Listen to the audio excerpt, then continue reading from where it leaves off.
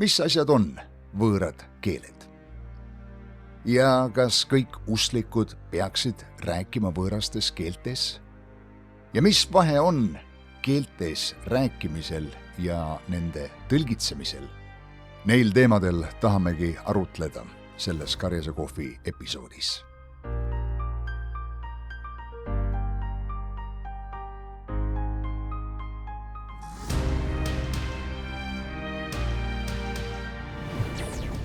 Tervist sõbrad, minu nimi on Janno Peensalu. Selles episoodis me räägime keeltes rääkimisest. Ja ma loen Apostlite tegude raamatust 19. peatükist. Ja kui Paulus pani oma käed nende peale, need on mõningad jüngrid, kes olid Efesoses, tuli püha vaim nende peale. Ja nad rääkisid võõraid keeli. Ja eestikeelne piibel ütleb ennustasid. Õige võib-olla tõlge oleks siin profeteerisid või kõnelesid prohvetlikult. Ja neid oli üldse ligi 12 meest. Kui me räägime võõrastes keeltes rääkimisest, siis esiteks me peame mõistma, et Uus Testament, 1. Korintuse kiri täpsemalt 14. peatükk, käsitleb keeltega rääkimist nii oma enda vaim inimese ülesehitamiseks kui ka koguduse julgustamiseks. Nüüd esmalt on selge sellest peatükist, et võõrad keeled, mis on Jumala üleloomulik and, me näeme seda, kui jüngrid said püha vaimu 4 pühipäeval. Vaim langes kõikide peale neist ja nad hakkasid rääkima võõrastes keeltes. See oli keel, mida nad ei olnud õppinud oma mõistusega koolis, kodus või kuskil mujal. See oli üleloomulik vaimukeel. Me näeme, et sarnane ilming tuli esile Korneliuse kojas. Peetrusega kaasa tulnud jüngrid nägid, et püha vaim valati ka paganate peale ja millest nad seda aru said, me ei näe ju niimoodi vaimumaailma, kui just Jumal ei ava nägemust. Aga nad nägid, et paganad rääkisid võõrastes keeltes ja ülistasid väga Jumalat. Ja siis Efesoses, kus Paulus pani oma käed nende 12 jüngri peale, nad said samuti püha vaimu ristimise ja hakkasid rääkima võõrastes keeltes. Nüüd, 1. Korintuse kirjale vastavalt on kindlasti võõrad keeled meie enda vaim inimese ehitamiseks. 1. Korintus 14.2 ja loeme siit. Sest kes keeltega räägib, ei kõnele inimestele. Nii et see ei ole inimestele suunatud ja nende ehitamiseks, julgustamiseks, trööstiks, vaid Jumalale.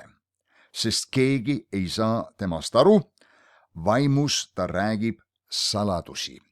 1. Korintuse 14.4 ütleb siit edasi. Keeltega rääkija ehitab iseennast. See sõna ehitama on seal justkui nagu patareid laadima või maja nagu palk palgiga sidudes üles ehitama. Ja prohvetlikult kõneleja ehitab kogudust. Ja siis siit samast 14. peatükist salm 13. Seepärast, kes keeltega räägib, palugu Jumalat, et ta võiks ka tõlgitseda. Teiste sõnadega, ta juba räägib võõrastes keeltes oma vaim inimese ehitamiseks.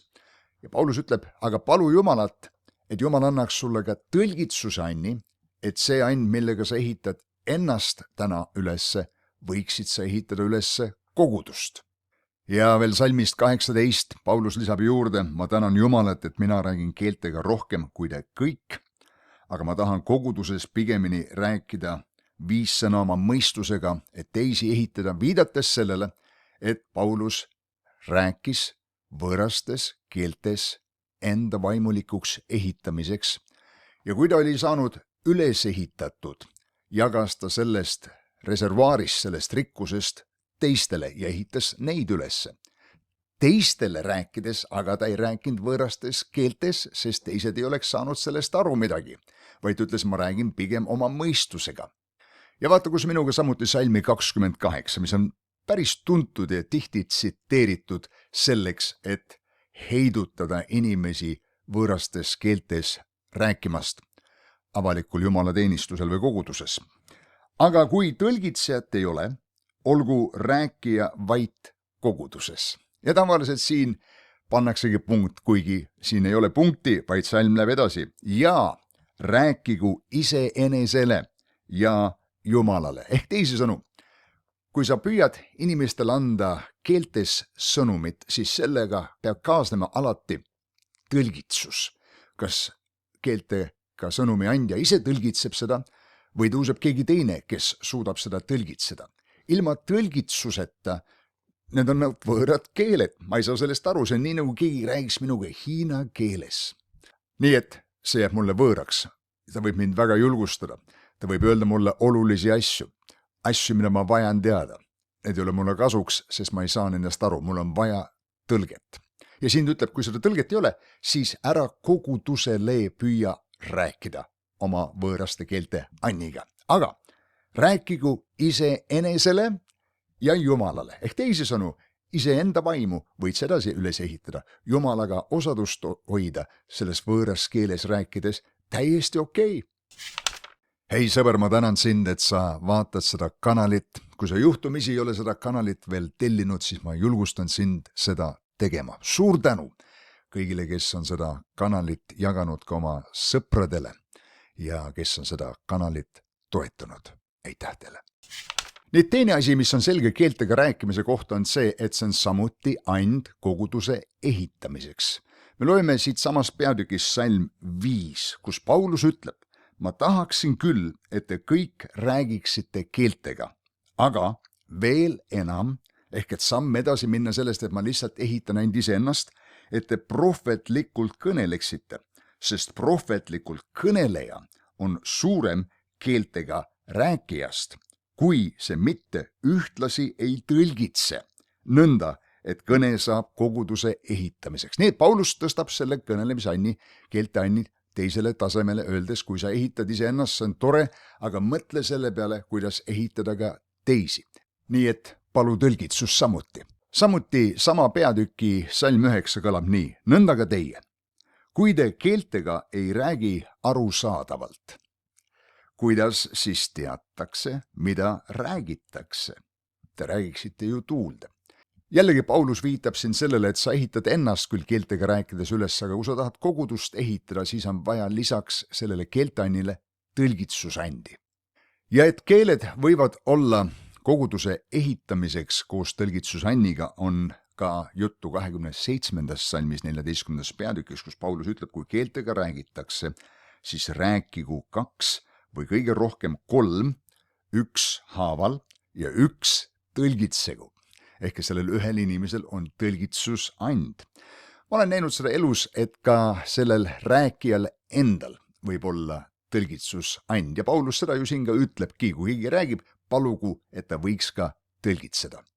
Ja 1. Korintuse 12. peatükis, kus apostel Paulus räägib vaimu andidest, räägib siin ta ka keeltega kõnelemisest ja viitab siin, et Jumala vaim annab mõnedele inimestele mõnesuguste keelte kõnelemist, aga teistele keelte tõlgitsemist, ent need kõik 9 vaimuandi, mis on siin loetletud, on koguduse ehk inimeste ehitamiseks. Kui me aga nüüd küsime, et mis leidis aset nelipühi päeval, kui püha vaim langes algkoguduse peale, me loeme siin, et neile ilmus nagu lõhestatud tulekeeli apostlite 2. peatükist ja need langesid üksikult, iga ühe peale nende seast. Ja nad kõik said täis püha vaimu ja hakkasid rääkima teisi keeli. Väga huvitav, see on ainuke koht, kus on keelte juures veel lisasõna teisi keeli. Igal pool mujal, ka kaasa arvatud kogu see 1. Korintuse 14. peatükk, kus eesti keeles me küll loeme terminit võõrad keeled, siis algtekstis on juttu ainult keeltest. Siin aga ka algtekstis on sõna teisi keeli. Nüüd, mis siin juhtus? Nad on ülemises toas ja uksed on lukus. Püha vaim langeb, nad hakkavad rääkima võõrastes keeltes. Meil ei ole mingit viidet, et keegi oleks tõlgitsenud neid keeli või et need oleksid rääkinud üksteisele. Nii et me võime eeldada, et see keel, vaimukeel, võõrad keeled, oli nende vaim inimese ehitamiseks. Ühtäkki aga me näeme, et nad on Jeruusalemma tänavatel, räägivad jätkuvalt edasi nendes võõrastes keeltes ja Jeruusalemmas olevad juudid, kes olid pühadeks sinna tulnud, aga kes elasid hoopis teistel maadel, olid omandanud ka nende kohaliku keele, kus nad elasid, nende maade keele, kuulevad, et need juudi mehed räägivad nende oma kodumaa kohalikus keele murdes, teades, et need jüngrid siin Jeruusalemmas ei saaks loomupäraselt kuidagi neid keeli osata rääkida, eriti kõiki neid erinevaid murdeid. Nüüd, mis siin aset võis leida? Täpselt me muidugi väita ei saa, aga me võime arvata, et jüngrid said püha vaimu ristimisega ühe võõra keele, mis oli selles maailmas eksisteeriv, neile küll teadmata ja õppimata keel, mis aktuaalselt oli kasutuses kuskil rahvuses. Nüüd teiseks, siin ei ole viidet, et oleks tõlgitsetud seda keelt, mis aga ei välista seda, et need jüngrid rääkisid omaenda vaimukeeles. Ma panen need jutuvärgid siia juurde, et need ei olnud midagi erilist, lihtsalt tavalised võõrad keeled. Aga Jumal andis tõlgitsuse kuulajates endis. Ehk teisisõnu, siin ei olnud mitte niivõrd rääkimise ime, aga kuulamise ime. Ja kui olla väga täpne, siis kui lugeda seda teist peatükki, siis need inimesed, kes siin väga imestasid selle üle, mis siin juhtus, siis 3 korda on siin öeldud, kui rahvol kokku tuli, kokkus ära, sest igaüks kuulis neid rääkivat oma keele murret. Ja 8. salm, kuidas me siis kuuleme igaüks oma keele murret? 11. salm, kreetalased, araablased, kuidas me kuuleme neid rääkivat meie omis keeltes Jumala suuri asju, nii et see on võimalik, et Jumal tegi selle kuulmisime. Need inimesed rääkisid seda 120 selles võõras keeles, mis vaim neile andis rääkida, mis ei pruukinud olla siin maailmas teada-tuntud keel, aga Jumal pani selle tõlgitsuse nende kõrvu, et nad kuulsid neid inimesi justkui rääkivad oma enda keeles, ehk et Jumal kõnetas neid selle läbi. Nii et siin mitu varianti, mis siin võis aset leida. Muuseas, Azusa tänava ärkamises oli inimesi, kes said püha vaimu ristimise nõnda, et nad said võõrad keeled. Keeled, mis ei sarnanenud mitte ühegi, vähemalt teadaolevalt, maailma keelega. Aga samas Jumal lisas nende varustusse üleloomulikult mingi keele. Seal oli inimesi, kes said näiteks hiina keele rääkimise võimekuse ja hiljem läksid ka Hiinasse missionäriks. See on tõeline ime, kas pole nii?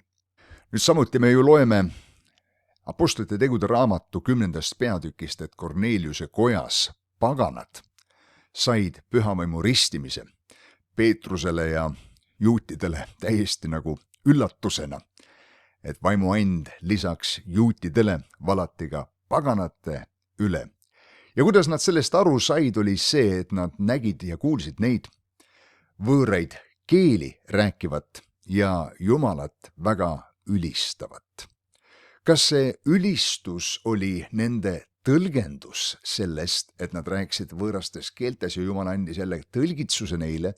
Me täpselt ei tea, see võis olla keeltes rääkimine ja mingil hetkel lihtsalt oma emakeeles nad andsid vägevasti au ja kiitust Jumalale, milles oli niisugune uus ja eriline säde sees, mis andis nendele juutidele teada, et see on midagi sarnast juhtumas neile, mis juhtus omal ajal meile nelipühipäeval seal ülemises toas.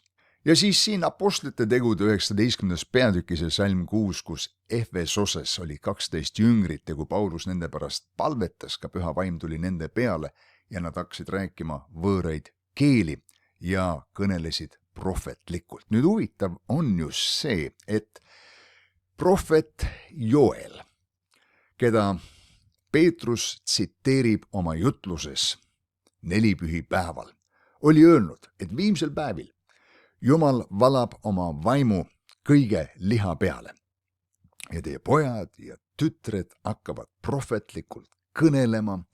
Ta valab vaimu oma ümmardajate peale ja sulaste peale ja nemad kõnelevad prohvetlikult ja see prohvetlik kõnenemine oli nagu märksõna sellest, mis juhtub siis, kui Jumala vaim tuleb. Aga üllatus, 4 pühipäeval profeteerimise asemel nad hakkasid rääkima võõrastes keeltes. Korneliuse kojas paganad rääkisid võõrastes keeltes.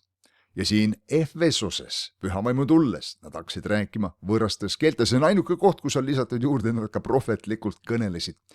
Nii et kas see võib olla, et see keelte tõlgitsusand, mis toimis seal 4 pühipäeval, kas kuulijate kõrvus või tõepoolest siis nad rääkisid siin maa peal teada-tuntud keeles enesele teadmata, võiski olla see viis, kuidas Jumal selle prohvetliku kõne esile tõi.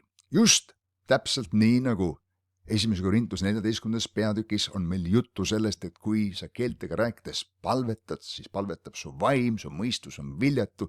Sa teed seda oma enda vaim inimese üles ehitamiseks, aga palu, et sa võiksid seda ka tõlgitseda. Et siis see muutub justkui prohvetlikuks kõneks ja on kinnituseks ja julgustuseks, trööstiks ja ülesehitamiseks teistele inimestele koguduses. Nii et keeltega rääkimine on üks üleloomulik and, üks eriline and. Piibel ütleb, et kui me keeltega rääkides palvetame, siis palvetab meie vaim. Ja mulle meeldiks öelda nõnda, et me muutume enam vaimumeelsemateks. Ja kui sa oled enam vaimumeelsem, vaimule tundlikum ja muuseas, püha vaim elab sinu vaim inimeses, sinu südame inimeses. Ja annab sulle instruktsioone, juhatab sind kõigesse tõtte, õpetab sulle kõik, mida sa vajad teada. Ja kui sa oled enam vaimumeelsem, et sa saad kuulda vaimu häält, selle najal teha targemad otsused. Ja kui palju me oleme teinekord eiranud seda ja järginud lihameelsust ja omaenda mõistust mõningates kohtades, kus ma oleks pidanud kuulma Jumala häält ja teinud valesid valikuid. Me kõik oleme seda teinud, aga selle tõttu see keeltega rääkimise privileeg on tähtis koht iseenda ehitamiseks, oma osaduse ehitamiseks. Piibel ütleb, kui ma ei tea, kuidas paluda, siis püha vaim tuleb meile appi nõnda, et ta sõnades väljendamatute ohkamistega, see sõnades väljendamatutega viide, et need sõnad, mida ei saa emakeeles artikuleerida, et nagu ohked, aga siis üks teine keel, võime siin öelda samamoodi, tuleb esile selleks, et palvetada esile Jumala tahet. Ja ma tean, et kui ma võõrastes keeltes palvetan või ka selles võtmes vaimus palvetan, mis on laiem muidugi kui lihtsalt võõrastes keeltes palvetamine. Ma usun, me võime oma emakeeles ka vaimus palvetada, et see on vaimu juhitud palve, me kõik oleme tundnud seda. Aga et see on palvetamine siis Jumala tahtes ja see on palve, mis teeb meid tugevaks ja laeb meid ja ehitab meie osadust Jumalaga. Ja kui keegi küsib, et kas see keeltega kõnelemise and on iga ustliku jaoks, ja on ju mõned kirjakohad, mida võime lugeda, kus isegi Paulus ütleb, et ega kõik räägi keeltega, ega kõik tõlgitse. Nüüd, kus me oleme seda arutlenud siin eelnevalt, mõistame, et on tegemist 2 eri tüüpi keeltega rääkimise anniga. Üks, mis on sinu isiklikuks vaiminimese ehitamiseks ja teine, mis on koguduse ehitamiseks. Ja kui Paulus paneb seal tõlgitsuse sellele juurde, me teame, et ta räägib seal keeltega rääkimisest koguduse ehitamiseks ja tõepoolest mitte kõik seda ei tee. Aga 1. Korintuse 14. peatükis ja salm 5 Paulus ütleb, ma tahan, et te kõik räägiksite keeltega. Ja me teame, et Jumala vaim inspireeris Paulust kirjutama neid asju ja ütleb, aga veel enam, et te prohvetlikult kõneleksite. Nii et kindlasti on sul ja mul õigus taodelda keelteandi iseenda ehitamiseks ja siis taodelda võime tõlgitseda, et see kõne saaks koguduse ehitamiseks või anda edasi prohvetlik sõnum, et sel ajal, kui sina keeltega rääkides palvetad ja sinu vaim inimene saab üles ehitatud ja laetud, sa saad õpetatud, sa saad julgustatud, siis selle julgustusega võid sa julgustada edasi teisi. Aastaid tagasi ma käisin jõe ääres palvetamas, kus ma tol ajal elasin üsna lähedal jõele. Ja kõndisin seal teinekord tund ja poolteist suvel, talvel ja jalutasin seal koos Jumalaga, rääkides võõrastes keeltes ja mõtiskledes Jumala asjade üle, mõtiskledes Jumala teekonna üle ja pidades sellist sisemist kommunikatsiooni Jumalaga. Ühel päeval Jumala vaim andis mulle märku, et see oleks õige aeg kirjutada doktor Ed Cole'ile kiri ja mainida talle seda visiooni, mis oli minu südames, et ma tahtsin minna Ameerikasse ja reisida koos temaga. Ma olin oodanud, et ta tuleb selle idee peale ise ja teeb mulle selle pakkumise.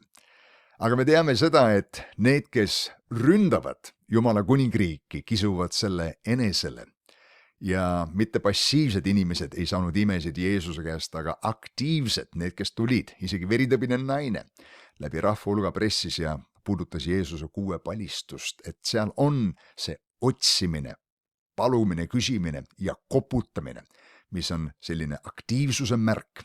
Ja tõepoolest, kui issand selle palveajas mind kõnetas ja andis mulle isegi põhimõtteliselt selle teksti, mida ma peaksin kirjutama. Ma panin punkti ruttu kirja, läksin koju, tegin puhtandi, saatsin selle ära ja 2 päeva hiljem tuli vastus, jah, ma tahan, et sa oleksid mu assistent, reisiksid 4 kuud Ameerikas, ma katan sinu kulud siin elades, reisikulud ja kõik muu. Ja see oli tõesti imeline aeg ja Jumala ime, mis tuli esile minu jaoks ja need mõtted tegelikult ja need instruktsioonid sündisid selles palveajas, kui ma võõrastes keeltes palvetasin, rääkisin, mõtisklesin Jumala ees ja kuulasin Jumala vaimu häält. Nii et armsad sõbrad, me peaksime kindlasti keeltega rääkimise andi suhtuma respektiga. Kui see juhtus 4 pühipäeval, kui see juhtus Korneliuse kojas, kui see juhtus Efesuses, isegi Samaaria linnas nõid Siimon nägi, et käte peale panemise läbi anti püha vaimu and inimestele, midagi sündis inimestele ja nende ka, siis sina ja mina vajame seda praktiseerida, käia selles, ehitada iseennast ja siis sellega, mida Jumal on teinud meis, ehitada ja julgustada teisi. No vot, sellised mõtted täna. Issand on hea, tema heldus kestab igavesti, tema on meie üleloomulik varustaja, meie tervendaja, meie päästja, meie issand. Ta on andnud meile püha vaimu, kelle läbi ta juhatab meid ja olgu teil vahva päev, õnnistusi kõigile. Jumala abiga, näeme jälle. Sõbrad, ma tänan teid, kes te vaatate püsivalt Karjase Kohvi saateid või sattusite alles hiljuti neid saateid jälgima. Suur tänu kõigile, kes on kanalit tellinud, kes on seda jaganud oma sõprade ja tuttavatega ja eriline südamest tänu neile, kes on seda kanalit toetanud. Ning anna teada mulle, kust kohast sa saadet vaatad ja kui keegi tahab seda kanalit toetada, siis informatsioon selleks on siin olemas. Suur tänu teile, jälle kohtumiseni, olge vahvad, näeme jälle.